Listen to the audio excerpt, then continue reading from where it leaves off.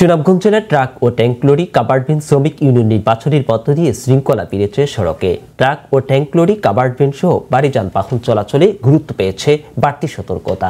দুর্ঘটনা এড়িয়ে চলতে কড়া বার্তা সভাপতি মোহাম্মদ ফয়জুল নূর মিয়া ও সাধারণ সম্পাদক নূর উদ্দিন এবং সাংগঠনিক সম্পাদক আব্দুল জাহানের। পাশাপাশি নির্বাচনোত্তর শুভেচ্ছা জানিয়েছেন এ সংগঠনের নেতৃবৃন্দ। আমি সুনামগঞ্জ জেলার truck tank lorry covered van শ্রমিক ইউনিয়নের সভাপতি নির্বাচিত প্রায় আমি আমার সর্বস্তরের ট্রাক শ্রমিকদের আমি আমার অন্তঃস্থল থেকে ধন্যবাদ জানাই এবং আমি যেন তাদের পাশে থেকে তাদের কাজ চালিয়ে যেতে পারি। আমাকে বিজয়ী করার জন্য আমার ট্রাক শ্রমিক ইউনিয়নের শ্রমিকদেরকে আমার প্রাণঢালা অভিনন্দন ও শুভেচ্ছা। শ্রমিক ইউনিয়নের নির্বাচিত প্রতিনিধিদের শুভেচ্ছা ও সন্তুষ্ট জানিয়েছেন বিভিন্ন মহল। এই কমিটিকে অভিনন্দন এবং শুভেচ্ছা জানাচ্ছি, অভিনন্দন জানাই। ওনারা যেন ওনাদের দায়িত্ব এবং কর্তব্য দিয়ে আমাদের এই শ্রমিক সংগঠনকে আরও শক্তিশালী, আরও মজবুত অবস্থানে নিয়ে যান।